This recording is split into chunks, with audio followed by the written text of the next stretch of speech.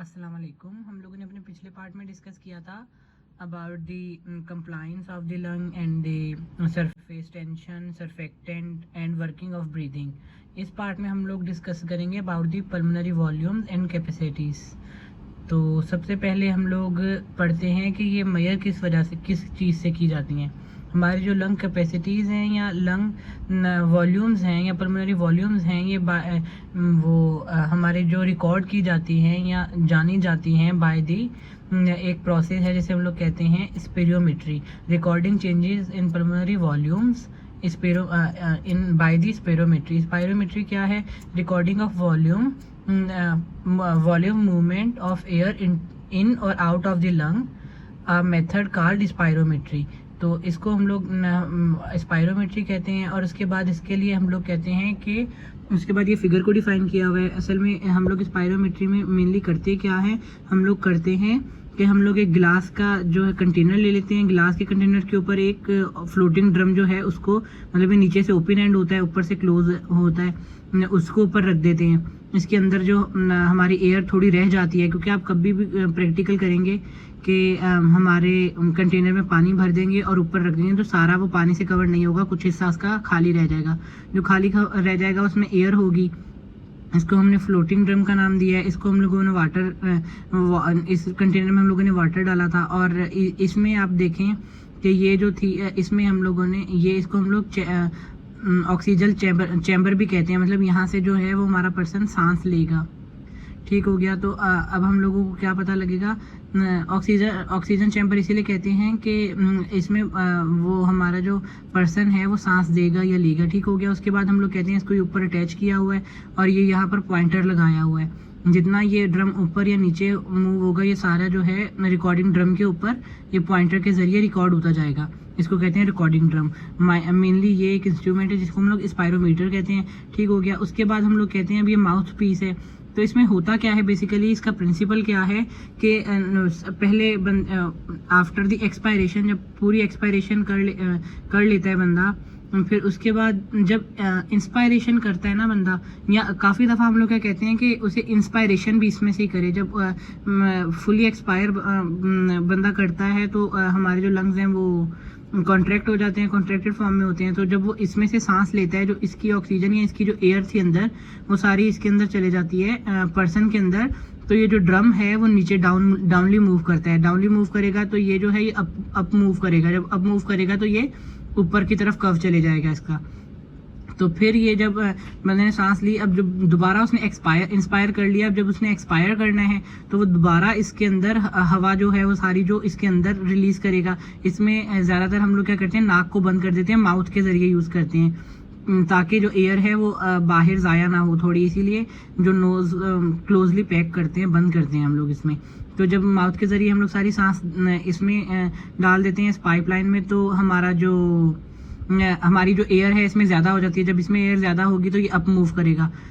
जब ज़्यादा एयर होगी, अप मूव करेगा, तो ये जो पिन है वो डाउन मूव करेगी। जब डाउन मूव करेगी तो ये नीचे को कर्व आ जाएगा। समझ आ गई? ये ऐसे इस प्रिंसिपल पर बेसिकली हमारा जो ये स्पायरोमीटर है ये वर्क करता है। और हम लोगों ने यहाँ पर जो है एक्स एक्सिस में और वाई एक्सिस में एक ग्राफ बना लेंगे, उसके ऊपर ये मेनली जो है हमारे रिकॉर्डिंग करता जाएगा। और ये रिकॉर्डिंग जो करता है, फिर हम लोग उसको पल्मोनरी वॉल्यूम्स, 4 वॉल्यूम्स में और 4 कैपेसिटीज़ में उसको डिवाइड कर देते हैं। हम किस हिसाब से करते हैं वो हम लोग करते हैं मेनली पल्मोनरी वॉल्यूम्स जो हैं हम लोग देखते हैं। लिस्ट ऑफ 4 पल्मोनरी वॉल्यूम्स ये जो है चेंज होते रहते हैं by fitness, age, height, sex and other factors such like altitude पे बंदा कितने एल्टीट्यूड पे रह रहा है, कितनी ऊंचाई पे रह रहा है फ्रॉम द सी लेवल, तो उस लिहाज से भी ये चेंज होते रहते हैं। सबसे पहला जो है वो आपका है टाइडल वॉल्यूम। ये देखें, मैंने ये यहाँ पर एक ग्राफ बनाया है आपको समझाने के लिए। ये जो इसके एक्स एक्सिस में है वो टाइम है और जो इसके वाई एक्सिस में है वो वॉल्यूम है by litres at the normal quiet breathing. हम लोग क्वाइट नॉर्मल ब्रीदिंग में हम लोग क्या देखते हैं कि हमारा जो वॉल्यूम है वो क्या होता है कि ये यहाँ से ना, ये यहाँ से एंड नॉर्मल, ये हम लोगों ने एक्सपायर कर दिया। अब ना हम लोग बंदे को क्या कहेंगे इस मीटर के जरिए कि नॉर्मल क्वाइट ब्रीदिंग करो, कोई मतलब जोर से सांस लेने के लिए कोई ज़रूरत नहीं है। तो वो क्या करेगा, वो ना ऐसा करेगा कि ना ये यहाँ से इतनी सांस लेगा और यहाँ तक जाएगा, फिर यहाँ तक आएगा, फिर यहाँ तक जाएगा। ये ऐसे ऐसे नॉर्मल क्वाइट ब्रीदिंग बनती गई। अब जब बंदा यहाँ पर आया, जब उसने इंस्पायर कर लिया, नॉर्मल इंस्पायरेशन कर ली। अच्छा, सबसे पहले तो हम लोगों ने ये जो इसकी क्वाइट नॉर्मल ब्रीदिंग देखी, तो इस वॉल्यूम को हम लोगों ने नाम दे दिया, क्या नाम दे दिया? इसको हम लोगों ने दे दिया नाम टाइडल वॉल्यूम, जिसको टीवी से डिनोट करते हैं टाइडल वॉल्यूम, या वी टी से। टीवी से तो मैंने लिख दिया वी और टी ऐसे साइड में छोटा, तो ये आ गया टाइडल वॉल्यूम, ये जो है। और ये किसके बराबर होता है? हम लोग पढ़ चुके हैं 0.5 नॉर्मल क्वाइट ब्रीदिंग। अब उसने जब नॉर्मल इंस्पायरेशन कर ली, जो हमारा नॉर्मल टाइडल वॉल्यूम था वो इंस्पायर कर लिया, तो हम लोग इसको कहेंगे किसमें से? हमारे मेनली स्पायरोमीटर पर ही रिकॉर्ड हो रहा है, तो स्पायरोमीटर की ये रीडिंग है, ठीक है। तो अभी हम लोग इसको कहेंगे फुल्ली इंस्पायर करो, डीपली एक्सपायर, जितना आप इंस्पायर कर सकते हो। तो वो क्या करेगा कि वो अप टू दी यहां तक चले जाएगा, ठीक हो गया जी, यहां तक चले गया। अब हम लोग उसे कहेंगे कब एक्सपायर करो, जब वो नॉर्मली एक्सपायर करेगा, तो फिर ये जो आ जाएगा हमारा मीटर, ये दोबारा इधर आ गया, ठीक हो गया। फिर ये दोबारा नॉर्मल, हमने उसे कहा ब्रीदिंग करो, तो दोबारा नॉर्मल ब्रीदिंग करने लग गया वो, ठीक हो गया जी। अब ये जो वॉल्यूम आया हमारे पास, टाइडल वॉल्यूम, तो हम लोगों ने वो कहा जो हम लोग क्वाइट नॉर्मल ब्रीदिंग पे वॉल्यूम करते हैं। उसके बाद जो हम लोगों ने कहा कि अब ये जो वॉल्यूम आया है, ये जो हमारा ये जो था, इसको हम लोग क्या कहते हैं? इसको हम लोग कहते हैं वाइटल वॉल्यूम। वाइटल वॉल्यूम कह रहा हूँ, इसको हम लोग कहते हैं इंस्पायरेटरी रिजर्व्ड वॉल्यूम, ठीक हो गया। ये तो हमारा हो गया टाइडल वॉल्यूम, सॉरी, ये हो गया हमारा टाइडल वॉल्यूम। उसके बाद हम लोग क्या कहते हैं? हमारा जो ऊपर वॉल्यूम आया, जो मैंने कहा ना, इधर हम लोग उसे कहेंगे कि नॉर्मली इंस्पायर कर लो। जब वो नॉर्मली इंस्पायर करेगा, तो तब हम लोग उसे कहेंगे कि जितना इंस्पायर कर सकते हो उतना इंस्पायर करो। जब वो फुल्ली, ये हम लोग एक नॉर्मल एडल्ट मेल की, नॉर्मल की बात कर रहे हैं, एडल्ट मेल की बात कर रहे हैं, तो वो इंस्पायर यहाँ तक कर लेगा। जब उसने ये वाला एक्सपायर जो किया, ये वाला जो वॉल्यूम उसने इंस्पायर किया, जब उसने ये वाला वॉल्यूम इंस्पायर किया, तो इस वॉल्यूम को हम लोग क्या नाम देते हैं? इस वॉल्यूम को हम लोग कहते हैं इंस्पायरेटरी रिजर्व्ड वॉल्यूम। इसको शो कैसे करते हैं? इंस्पायरेटरी का आई, रिजर्व, इंस्पायरेटरी रिजर्व्ड वॉल्यूम जो है ना, रिजर्व का आर और वॉल्यूम का वी, तो इसको हम लोग कहते हैं इंस्पायरेटरी रिजर्व्ड वॉल्यूम, और इसको हम लोग क्या कहते हैं? Tidal volume. ये दो वॉल्यूम हम लोगों ने देख लिए। उसके बाद हम लोगों ने कहा कि जब वो एक्सपायरेशन उसने कर ली, ये टाइडल वॉल्यूम जो था उसने एक्सपायर किया, इसको हम लोग क्या कह रहे हैं? टाइडल वॉल्यूम, ठीक हो गया, वी टी। अब इसने ये एक्सपायर कर लिया, उसके बाद हम लोग इसे कहते हैं जितनी सांस बाहर निकाल सकते हो वो निकाल लो। हम लोग इसे क्या कहेंगे? जितनी सांस बाहर निकाल सकते हो वो निकाल लो। तो क्या होगा कि वो सांस बहुत ज्यादा, मतलब कोशिश करेगा कि जितनी सांस ज्यादा निकाल सकता है निकाले। तो वो कहाँ तक जाएगा? वो अप्रॉक्स ये यहाँ तक जाके फिर ये यूं मुड़ाएगा, ठीक हो गया। फिर वो दोबारा नॉर्मल ब्रीदिंग करने लग गया। तो अब ये जो उसने रिजर्व्ड वॉल्यूम निकाला, जो इसने ये रिजर्व्ड वॉल्यूम निकाला यहाँ से यहाँ तक, इसको हम लोग कहेंगे एक्सपायरेटरी रिजर्व्ड वॉल्यूम, ठीक हो गया। और जो चौथा वॉल्यूम है वो हमारा, अच्छा सबसे पहले तो मैं आपको बताऊं, ये जो था ये हमारा कितना था? 0.5 लीटर, ये देखें। उसके बाद हम लोग क्या कहते हैं कि ना हमारा जो टाइडल वॉल्यूम था वो हमारा है नॉर्मली 0.5 लीटर। हमारा जो इंस्पायरेटरी रिजर्व्ड वॉल्यूम है वो है 3000 ml या 3 लीटर। अब ये कहाँ से होगा? फ्रॉम, ये आप देखें, हम लोगों ने कहा था यहाँ पर ये जो है, ये इसने 2 लीटर छोड़ दिए, नीचे ये जो है ये 3 लीटर है, ठीक हो गया। 2 लीटर इनको ऐड करें और ये जाता है अप टू दी 5800 तक। हमारी जो फुल कैपेसिटी है लंग की वो 5800 तक है, मतलब 5.8 लीटर या 5800 ml। तो अब ये 5.8 तक जाएगा। तो हम लोग देखते हैं कि इसमें डिफरेंस कितना आता है। इसमें जो डिफरेंस आएगा वो होगा 3000 ml, ठीक हो गया। 3000 ml इनमें डिफरेंस आया, तो वो हमारा क्या है? इधर से लेकर यहाँ तक ये जो डिफरेंस आएगा वो 3000 ml है, जो ये वो एयर है जो हम लोग इंस्पायरेशन के दौरान रिजर्व करके रखते हैं। अगर हम लोगों को जरूरत पड़े तो हम लोग इतना ज्यादा इंस्पायरेशन नॉर्मल से ज्यादा कर सकते हैं। इसको हम लोग कह दिया इंस्पायरेटरी रिजर्व वॉल्यूम। उसके बाद आते हैं एक्सपायरेटरी रिजर्व वॉल्यूम। जब हमने पूरी एक्सपायरेशन कर ली, उसके बाद इतना वॉल्यूम होता है जो हमारे लंग के अंदर प्रेजेंट होता है, जिसको हम लोग एक्सपायर कर सकते हैं। इसको हम लोग क्या कहते हैं? Expiratory reserve volume. Expiratory reserve volume कितना होता है?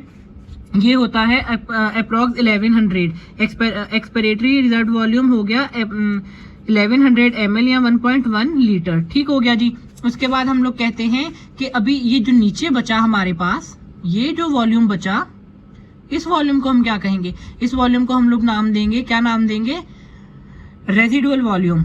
रेजिडुअल वॉल्यूम, ये जिसको आर और वी से डिनोट करते हैं, आरवी से, और ये जो है वो अप्रोक्स होगा 1200 ml, या फिर हम लोग इसे कहते हैं 1.2 लीटर। ठीक हो गया जी।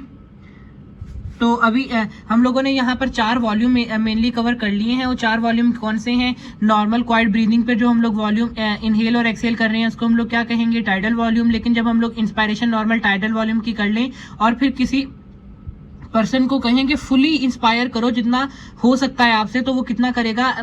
वो जो वॉल्यूम इंस्पायर करेगा उसको हम लोग कहते हैं इंस्पायरेटरी रिजर्व वॉल्यूम, जो कि 3000 ml या 3 लीटर के बराबर होता है। उसके बाद हम लोग कहते हैं कि ना एक बंदे ने टाइडल वॉल्यूम एक्सपायर कर दिया है, लेकिन हम लोग उसे कह रहे हैं जितना हो सके एक्सपायर कर पाओ। जब वो फुली एक्सपायर करेगा तो वो एक्सपायर जो जितना वो कर पाएगा उसको हम लोग क्या कहते हैं? Expiratory reserve volume. Normal male में वो तकरीबन कितना होता है? 1100 ml या 1.1 लीटर।